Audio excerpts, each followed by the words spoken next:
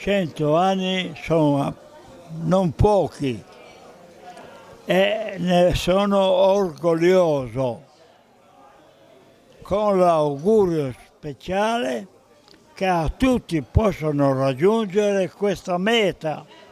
Se l'ironia è il sale della vita, guardando Andrea Copello si può dire che sia anche un prezioso e benefico elisir in grado di traghettare verso i 100 anni con leggerezza.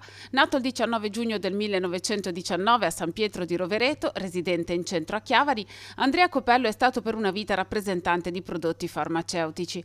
Lo sguardo ha un guizzo quando gli si chiede di ricordare i momenti più belli della vita. Ma c'è qualcosa di più bello che si ricorda? Sì, c'è, ma non voglio dirlo. C'è.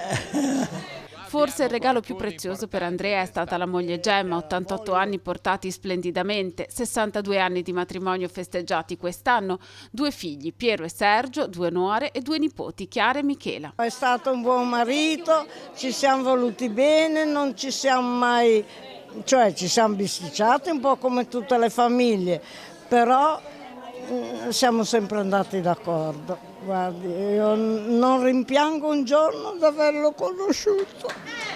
E per la sua festa nonno Andrea ha voluto fare lui stesso un regalo alle nipoti. Dono questo. Questo olivo alle mie care nipoti Michela e Chiara come simbolo di pace e prosperità.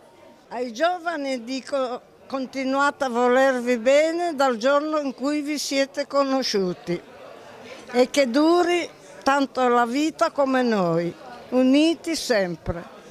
E Andrea cosa dice? Direi altrettanto quanto ha detto la Gemma, No, qua bisogna andare avanti, con la speranza che sono già felice di averla raggiunta e speriamo di poter tirare ancora un pochettino la corda.